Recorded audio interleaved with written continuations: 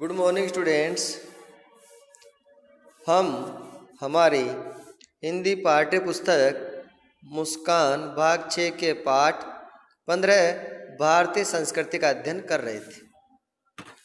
प्रस्तुत पाठ में अब तक हमने पढ़ा कि भारतीय संस्कृति विश्व की सबसे प्राचीन एवं समृद्ध संस्कृति है। अन्य देशों की संस्कृतियां तो समय की धारा के साथ धीरे धीरे नष्ट होती रही, किंतु भारत की संस्कृति आदि काल से ही अपनी अस्तित्व के साथ, अपनी मौजूदगी के साथ अजर और अमर है। आज भी हम हमारे पूर्वजों के द्वारा जो त्यौहार, जो धार्मिक मान्यताएं बनाई गई है, हम उसी का ही पालन अपने उसी मूल रूप में करते आए हैं जैसे कि प्राचीन काल में करते आए हैं। परंतु मिस्र, यूनान और रोम जो कि भारतीय संस्कृति के समांतर समकालीन प्राचीन संस्कृतियां हैं, वह अपना मूल स्वरूप लगभग भूल चुकी हैं। अर्थात वहाँ के निवासी अपने उन प्राचीन संस्कृतियों को, रीति रिवाजों को भुला चुके हैं। परंतु भारत में आज भी गीता, उपनिषद भारत के निवासियों के प्रेरणा और कर्म के आधार रहे हैं। आज भी हम भगवत गीता में लिखे हुए कर्म के सिद्धांत की पालना करते हुए आ रहे हैं और हजारों साल से करते रहे हैं।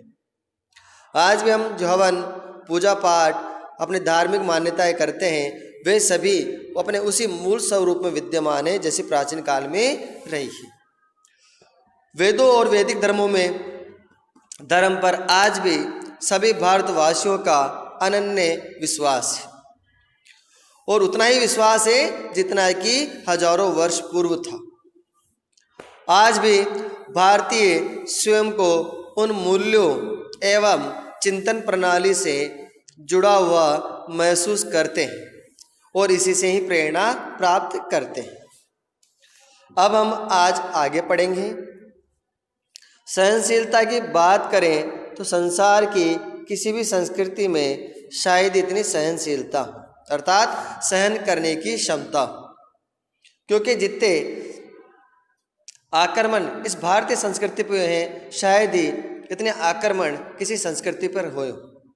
परंतु भारतीय संस्कृति ने सभी जाति धर्म का भेद भुला करके बाहर से आने वाले लोगों को भी अपने अंदर समाहित किया है, और उसी के फलस्वरूप ये संस्कृति आज भी अपने मूल रूप में विद्यमान है। जितनी भारतीय संस्कृति में पाई जाती है, भारतीय संस्कृति की प्रमुख विशेषता है धर्म के नाम पर किसी पर कोई बंधन नहीं है। अर्थात आज भी भारत में रहने वाले किसी भी निवासी पर ऐसा कोई बंधन नहीं है कि वह उसी धर्म को माने जो भारत में स्थित है या जो अपने बड़े स्वरूप में विद्यमान है। कोई भी किसी भी धर्म को मान सकता है, किसी भी धर्म को अपना सकता है। अर्थात आज भी इसकी सहनशीलता जितनी इस भारतीय संस्कृति में है, उतनी दूसरी संस्कृतियों में नहीं है। कोई भी भारतीय किसी भी धर्म को मानने के लिए पूर्ण रूप से स्वतंत्र है। इसलिए भारत को धर्मनिरपेक्ष, अर्थात धर्म के आधार पर जहाँ भेदभाव ना हो, किसी एक धर्म का पक्ष नहीं लिया जाता हो, उसे ही धर्मनिरपेक्ष देश कहा जाता है। जो वर्तमान समय में अगर आप आसपास कहीं भी देखें, केवल भारत के अलावा पूरे विश्व में कोई भी देश धर्मनिरपेक्ष नहीं है। सभी ने अपने अपने धर्म के आधार पर अपने देश को मान्यता दे रखी है, परंतु भारत में आज भी रहने वाला व्यक्ति, यहाँ के निवासी किसी एक धर्म को बाध्यता नहीं है। वह अपनी इच्छा से बिना किसी दबाव के किसी दूसरे धर्म को मान सकता है, अपना सकता है। यहाँ धर्म को धर्म न मानकर कुछ मूल्यों पर आधारित एक जीवन पद्धति माना जाता है। अर्थात यहाँ धर्म को अपने धर्म न मानकर, बल्कि उस धर्म में स्थित कुछ अच्छी अच्छी बातों को लेकर एक जीवन पद्धति के स्वरूप माना गया है। अर्थात हिंदू का अभिप्राय किसी धर्म विशेष के अनुयायी से न लगाकर भारतीय से लगाया जाता। अगर यहाँ पर किसी को हिंदू कहा जाता है तो वह उस धर्म को मानने वाला ही हिंदू नहीं होता है। यहाँ हिंदू का तात्पर्य होता है भारतीय व्यक्ति से, अर्थात हिंदुस्तान में रहने वाले सभी व्यक्ति सबसे पहले भारतीय हैं, उसके बाद हिंदू, मुस्लिम, सिख और ईसाई में बटे हुए हैं। देखिए प्यारे बच्चों, आज भी छोटी छोटी बातों में हमारे अंदर मतभेद हो सकते हैं, परंतु जब हमारे देश की बात आती है तो हम अपने सभी धार्मिक भेदभाव को भुला देते हैं और एक साथ खड़े हो जाते हैं उसका प्रतिकार करने के लिए। और यही हमारी भारत देश की और भारतीय संस्कृति की विशेषता है कि यहाँ पर किसी भी धर्म के ऊपर कोई पाबंदी नहीं लगाई गई है। आप सभी धर्मों को मान सकते हो, अपना जीवन जी सकते हो।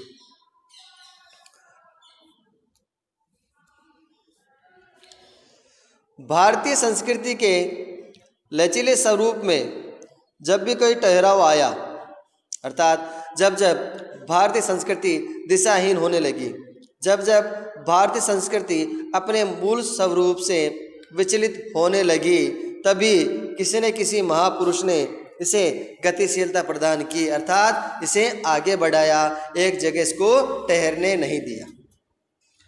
इसकी सहनशीलता की नई आभा को चमक से मंडित कर दिया, अर्थात इसकी सुंदरता को और बढ़ाया। इस दृष्टि से जिन जिन महापुरुषों ने इसे गति प्रदान की, जिन जिन महापुरुषों ने इस भारतीय संस्कृति को एक तरह से नई आभा से मंडित किया, उनमें प्राचीन काल में बुद्ध और महावीर के द्वारा, भगवान बुद्ध और महावीर जैन धर्म के प्रवर्तक महावीर स्वामी के द्वारा, मध्य काल में शंकराचार्य के द्वारा, कभी कबीर और गुरु नानक के द्वारा, कभी चैतन्य महाप्रभु के द्वारा, तथा आधुनिक काल में, देखिए प्राचीन काल, मध्य काल, आधुनिक काल। प्राचीन काल में बुद्ध और महावीर, मध्य काल में शंकराचार्य, कबीर, गुरु नानक और चैतन्य महाप्रभु के द्वारा इस भारतीय संस्कृति को गति प्रदान की गई। इस भारतीय संस्कृति में अगर कहीं कोई ठहराव आ गया हो, कहीं कोई थोड़ा सा भी नुस्ख आ गया हो, उसे दूर किया गया और इसके मूल स्वरूप में और चमकदार बनाया गया, इसे और अत्यधिक सुंदर बनाया गया। तथा आधुनिक काल में राजा राम मोहन राय, स्वामी दयानंद, स्वामी विवेकानंद, महात्मा ज्योतिबा फूले के द्वारा किए गए प्रयास से इस संस्कृति की महत्वपूर्ण धरोहर बन गए हैं, अर्थात अमानत बन गए हैं। अर्थात ये महापुरुष आज हमारे बीच नहीं है, आज हमारे आसपास नहीं है, परंतु इन सभी महापुरुषों के द्वारा जो मार्ग हमें दिखाया गया है, उस मार्ग पर आज भी लाखों लोग, करोड़ों लोग चल रहे हैं और उनके दिखाए हुए रास्ते से हमारी भारतीय संस्कृति आज भी संपूर्ण विश्व की सबसे श्रेष्ठ और प्राचीन संस्कृति बनी हुई। उसी प्रकार वर्तमान समय में भी अगर हमारी भारतीय संस्कृति ठहराव आता है तो कोई ना कोई महापुरुष इसे गति अवश्य प्रदान करता है। भारतीय संस्कृति की सहनशीलता एवं उदारता के कारण उसमें औरों से कुछ अपनाने की प्रवृत्ति को भी विकसित होने का अवसर मिला। अर्थात भारतीय संस्कृति की सहनशीलता और उदारता के कारण, सहनशीलता से तात्पर्य मैंने बताया है कि सहन करने की क्षमता हो, उदारता अर्थात सभी को अपने अंदर समाहित कर लिया हो बिना किसी भेदभाव के, औरों से, दूसरों से कुछ अपनाने की इच्छा ने ही इसे अत्यधिक विकसित होने का अवसर मिला। वस्तुतः जिस संस्कृति में लोकतंत्र एवं स्थायित्व यानी टिकाऊपन के आधार पर व्यापक यानी बहुत बड़े स्वरूप हो, उस संस्कृति में अपनाने की प्रवृत्ति स्वाभाविक रूप से उत्पन्न हो जाती है। अर्थात जिस संस्कृति में बहुत बड़ा लोकतंत्र जुड़ा हुआ हो, बहुत बड़ा स्वरूप में वह संस्कृति फैली हुई हो, तो उसमें स्वाभाविक है ना अपने आप ही स्वयं में ही उस दूसरी संस्कृतियों को अपनाने की भावना उत्पन्न हो जाती है। और मैंने पहले भी बताया है कि हमारी संस्कृति की सबसे बड़ी विशेषता है वसुदेव कुटुंबकम, अर्थात संपूर्ण पृथ्वी ही हमारा घर है और संपूर्ण पृथ्वी पर रहने वाले व्यक्ति हमारे भाई हैं। और इसी कारण भारतीय संस्कृति आज भी अपने सबसे उज्जवल रूप में विद्यमान है। आज भी इसमें कहीं भी कोई ऐसा भेदभाव नहीं है कि जो ये बताया है कि भारतीय संस्कृति में भारत के लोगों में किसी प्रकार का कोई भेदभाव आपस में रहता हो। आज भी भारत के सभी धर्मों के लोग स्वतंत्रता से अपने अपने त्यौहार को मना सकते हैं, स्वतंत्रता से अपने अपने धर्म के अनुसार पूजा पद्धतियाँ अपनाते हैं, पूजा करते हैं, त्यौहार मनाते हैं। भारत में इस्लामी संस्कृति का आगमन भी अरब से आने वाले लोग, तुर्की से आने वाले लोग और मुगलों के माध्यम से हुआ। अर्थात भारत में पहले इस्लामी संस्कृति नहीं थी, लेकिन जब भारत देश में अरब, तुर्क और मुगल आए तो यहाँ पर इस्लामी संस्कृति की शुरुआत भी हुई। इसके बावजूद भारतीय संस्कृति का पृथक यानी अलग से अपना अस्तित्व बना रहा। अर्थात इन संस्कृतियों के आने पर भी, इस्लामी संस्कृति के आने पर भी भारतीय संस्कृति अपने मूल स्वरूप में बनी रही, उसमें किसी भी प्रकार की कोई विकृति उत्पन्न नहीं हुई। नवागत यानी नई आई हुई संस्कृतियों से, जो संस्कृतियाँ हमारे भारत देश में नहीं थी परंतु जब बाद में उसमें आई तो उस संस्कृतियों में से भी कुछ अच्छी बातें ग्रहण करने में भारतीय संस्कृति ने संकोच नहीं किया। ठीक यही स्थिति यूरोपीय जातियों के आने के समय ब्रिटिश साम्राज्य के कारण भारत में विकसित हुई ईसाई संस्कृति पर भी लागू होता है। अर्थात जिस प्रकार इस्लामिक संस्कृति बाहर से आई है, उसी प्रकार ब्रिटिश लोगों के साथ ईसाई संस्कृति भी बाहर से आई और इन दोनों ही संस्कृतियों में जो भी अच्छी बातें थी, जो ग्रहण करने योग्य बातें थी, ग्रहण करने योग्य सिद्धांत थे, वह भारतीय संस्कृति ने अपने भीतर लागू किए, उन्हें अपनाया। यद्यपि यानी वर्तमान समय में ये संस्कृतियाँ अब भारतीय संस्कृति का ही अभिन्न अंग बन चुकी है। तथापि भारतीय इस्लाम और भारतीय ईसाइयों में संस्कृतियों में स्वरूप में विश्व के अन्य इस्लामी ईसाई धर्मावलंबियों से देशों से कुछ भिन्न है। अर्थात भारत में जो इस्लाम है, भारत में जो ईसाई संस्कृति है, वह दूसरे इस्लामी और ईसाई धर्म के मानने वाले लोगों से बहुत भिन्न है। अर्थात विश्व में इस भिन्नता का मूलभूत कारण है कि भारत के अधिकांश मुसलमान और ईसाई मूलतः भारत के ही निवासी, अर्थात यहाँ के मुसलमान और ईसाई भारत के ही रहने वाले निवासी हैं। इसलिए इनके सामाजिक परिवेश यानी माहौल और सांस्कृतिक आचार अर्थात सांस्कृतिक पालना में बहुत अधिक परिवर्तन नहीं हो पाया है। अर्थात आज भी इस्लाम और ईसाई भाइयों में कुछ ऐसी पद्धतियाँ हैं जो हमारी भारतीय संस्कृति से मिलती है।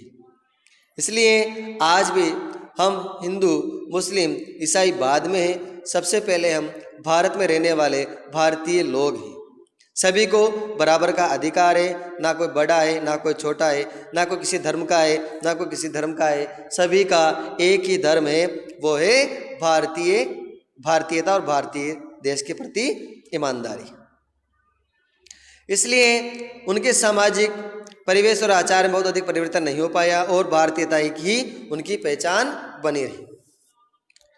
इस प्रकार प्रस्तुत पाठ में भारतीय संस्कृति की उन सभी अच्छाइयों को स्वीकृत किया गया है, अपनाया गया है। भारतीय संस्कृति में आश्रम व्यवस्था के साथ धर्म, अर्थ, काम और मोक्ष ये 4 पुरुषार्थ माने गए। धर्म का तात्पर्य है कि जीवन को 4 भागों में बांटा गया है। प्रारंभ में हमें धर्म प्राप्त करना पड़ता है, शिक्षा प्राप्त करना चाहिए। शिक्षा प्राप्त करने के बाद अर्थ अर्थात धन कमाना चाहिए।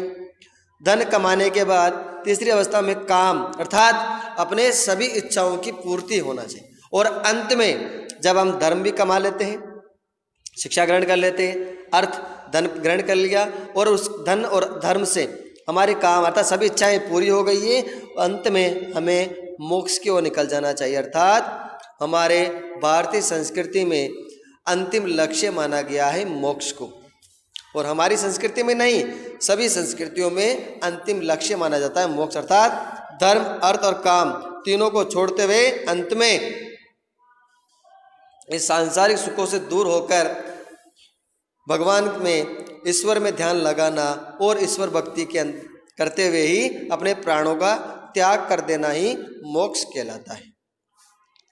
इस प्रकार वस्तुतः इन पुरुषार्थों ने भारतीय संस्कृति में आध्यात्मिकता यानी कि ईश्वरीय और आत्मा से संबंध के साथ साथ भौतिकता का अद्भुत समन्वय कर दिया है। अर्थात आध्यात्मिकता यानी ईश्वर के प्रति विश्वास और भौतिकता अर्थात संसार में जो कोई भी सुख स्थित है, दोनों में समन्वय बिठा दिया है कि एक हिस्से तक हमें भौतिकता ग्रहण करनी है और अंत में आध्यात्मिकता की ओर चले जाना है। आध्यात्मिकता ही हमारे जीवन का अंतिम लक्ष्य मानी गई है। भौगोलिक दृष्टि से भारत विविधताओं का यानी विभिन्नताओं का देश है। अर्थात भारत की भौगोलिक स्थिति हर राज्य की अलग है, हर प्रांत की अलग है, हर जिले की अलग है। अगर हम राजस्थान की बात करें तो यहाँ भी पूर्वी राजस्थान और पश्चिमी राजस्थान दोनों की भौगोलिक स्थितियाँ अलग अलग है। इस विशाल देश में उत्तर में पर्वतीय भूभाग है की सीमा पूर्व में ब्रह्मपुत्र और पश्चिम में सिंधु नदियाँ विस्तृत है। इसके साथ ही गंगा, यमुना की, सतलज की उपजाऊ कृषि भूमि, विंध्य और दक्षिण के वनों से आच्छादित पठारी भूभाग, पश्चिम में थार का रेगिस्तान, दक्षिण का तटीय प्रदेश का तात्पर्य समुद्री किनारा, पूर्व में असम और मेघालय जहाँ अत्यधिक बारिश होती है, अतिवृष्टि बहुत ज़्यादा बारिश होती है और देखने में सुंदर है। जिसके विपरीत पश्चिम में न मात्र की बारिश होती है। इस भौगोलिक विभिन्नता के अतिरिक्त देश में आर्थिक और सामाजिक भिन्नता भी पर्याप्त रूप में विद्यमान है, स्थित है। देखिए प्यारे बच्चों, हमारे देश में जितनी विभिन्नताएं, भौगोलिक विभिन्नताएं पाई जाती है उतनी ही शायद किसी देश में पाई जाए। सबसे अधिक बारिश वाले स्थान भी यहाँ पर है, तो सबसे कम वर्षा होने वाला क्षेत्र यानी पश्चिमी मरुस्थल भी यहाँ पर है। यहाँ अगर जंगल है तो मरुस्थल भी है, नदियों के उपजाऊ क्षेत्र हैं तो पठारी और वन प्रदेश से आच्छादित राज्य भी हैं। इतनी विभिन्नताएं होने पर भी, इतनी भौगोलिक विभिन्नता होने पर भी हमारे सांस्कृतिक विचार एक जैसे हैं। वस्तुतः इन भिन्नताओं के कारण ही भारत में अनेक सांस्कृतिक उपधाराओं का सतरंगी विकास हुआ है। अर्थात चारों ओर हमारे इन विभिन्नता के कारण ही सभी संस्कृति का समन्वय हो पाया है। एक और जहाँ हिमालय देश के गौरव का प्रतीक है, चिन्ह है, तो गंगा और यमुना और नर्मदा जैसी नदियों की स्तुति यहाँ के लोग प्राचीन काल से करते आ रहे हैं। जहाँ हिमालय को हमारे देश का गौरव क्यों कहा जाता है? हिमालय को हमारे देश का गौरव इसलिए कहा जाता है क्योंकि हिमालय हमारा देश का मुकुट है, सिर है। वहीं गंगा, यमुना, नर्मदा जैसी नदियों को एक माता के रूप में पूजा जाता है और ये सभी काम प्राचीन काल से हो रहे हैं, अभी से नहीं, हमारे प्राचीन सांस्कृतिक रीति रिवाजों से चले आ रहे हैं। उत्तर से दक्षिण और पूर्व से पश्चिम तक संपूर्ण भारत में जन्म, विवाह और मृत्यु के संस्कार एक समान हैं। अर्थात जन्म के उपरांत जो 16 संस्कार किए जाते हैं वे भी संपूर्ण भारतवर्ष में एक जैसे हैं। विवाह की पद्धतियाँ भी एक जैसी हैं। वही अग्नि को साक्षी माना जाता है, अग्नि को साक्षी मानकर उसके चारों ओर फेरे लिए जाते हैं। मृत्यु के संस्कार भी एक जैसे हैं, अर्थात मृत्यु होने पर व्यक्ति को उसी प्रकार जलाया जाता है। ये संपूर्ण भारत में एक जैसा ही है। विभिन्न रीति रिवाज, आचार, व्यवहार, तीज त्योहारों में भी समानता है।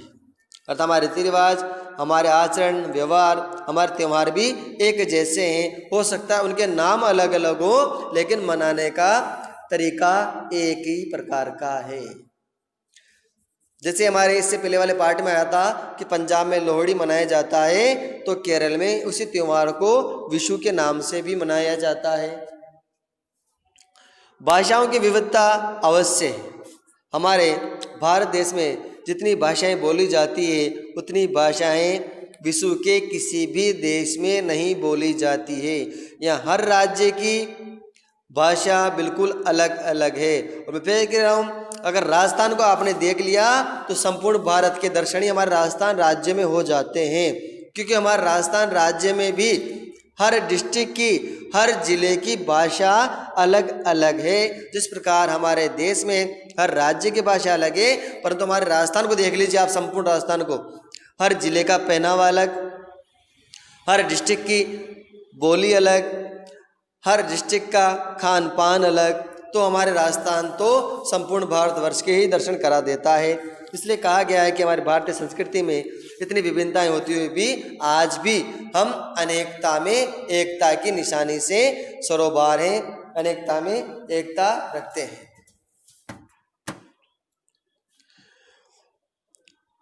संगीत, नृत्य, नाट्य के मौलिक स्वरूपों में आश्चर्यजनक समानता है। संगीत के 7 स्वर और नृत्य के त्रिताल, यानी ताल संगीत में निश्चित मात्राओं से तरह से दूसरे पर किया जाने वाला शब्द संपूर्ण भारत की में समान रूप से प्रचलित है। भारत अनेक धर्मों, संप्रदायों, मतों, पृथक आस्थाओं एवं विश्वास का महादेश है। अर्थात भारत में अनेक धर्म हैं, अलग अलग संप्रदाय हैं, उनको मानने वाले मत हैं, उनकी मान्यताएं अलग है, परंतु मैं फिर कह रहा हूँ कि इतना विविधताएं होती हुए भी आज भी हम इंडियन हैं, भारतीय हैं, भारतीयता से सरोबार हैं। विकास से हो सभी भारतवासी को उन्नति संभव है। कितनी अच्छी बात की है। समन्वित यानी मिले जुले विकास से ही सभी भारतवासियों की उन्नति संभव है। अगर हम किसी एक धर्म को ज़्यादा महत्व देने लग जाते हैं, किसी एक संप्रदाय को ज़्यादा महत्व देने लग जाएंगे, तो दूसरे धर्म में, दूसरे संप्रदाय में एक प्रकार का हमारा विरोध का स्वरूप फूट पड़ेगा, और जिससे हमारे देश में एकता नहीं हो सकती है। इसलिए हमारे देश की स्थिति के अनुसार सभी धर्मों को समान महत्व देना चाहिए, तभी हमारे देश का विकास हो सकता है।